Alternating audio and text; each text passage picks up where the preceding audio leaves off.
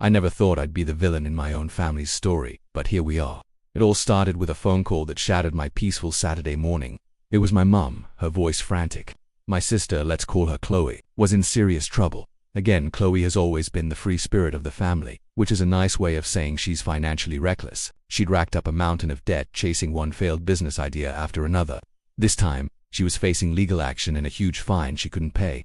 My mum's solution: I should sell my house. Yes, you heard that right. Sell my house. The one I worked 2 jobs to afford the down payment for. The one where I've spent every weekend painting walls, planting a garden, and making it my own sanctuary. They expected me to liquidate my biggest asset, my only real security in this world, to clean up my sister's mess for the umpteenth time. When my mom dropped that bombshell, I was speechless. "Mom, you can't be serious." I finally managed to say. Her response was chilling. "She's your sister. Family helps family, no matter what. You have this big house all to yourself, while she's about to lose everything. It's the right thing to do." The pressure didn't stop there. My dad called next, then my aunt, even my cousins. It was a coordinated attack. They painted me as selfish, uncaring, and heartless. They said I was hoarding my wealth while my sister suffered. Hoarding. I'm a high school teacher, not a millionaire. This house represents years of sacrifice, of saying no to vacations and fancy dinners. It's my future. I tried to reason with them. I offered to help Chloe find a financial advisor. I even offered her a small loan, an amount I could realistically afford to lose, to help with immediate legal fees. But that wasn't good enough. It was all or nothing. They wanted the house. It felt less like a request for help and more like a demand, an entitlement to my life's work. The guilt tripping was relentless. "Think of what this is doing to your mother," my dad yelled. "You're tearing this family apart." But were they trying to tear down my life to prop up my sister's irresponsible choices? Every time they've bailed her out before, she's learned nothing. It just enabled the next, bigger disaster. This time, my home was on the chopping block.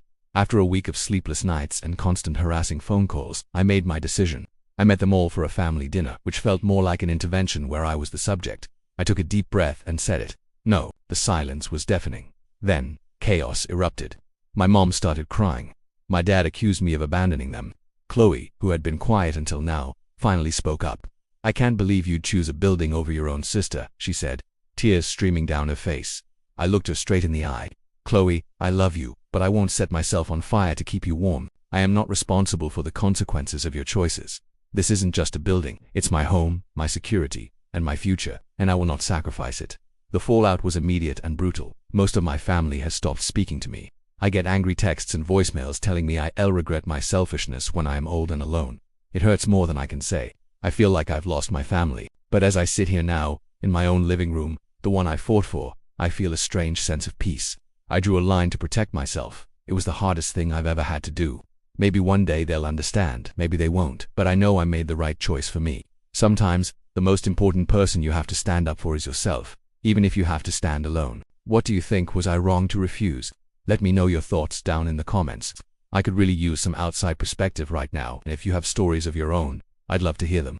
Thanks so much for listening, and if you enjoyed this story, please consider liking and subscribing for more tales from the wild world of family drama. See you next time.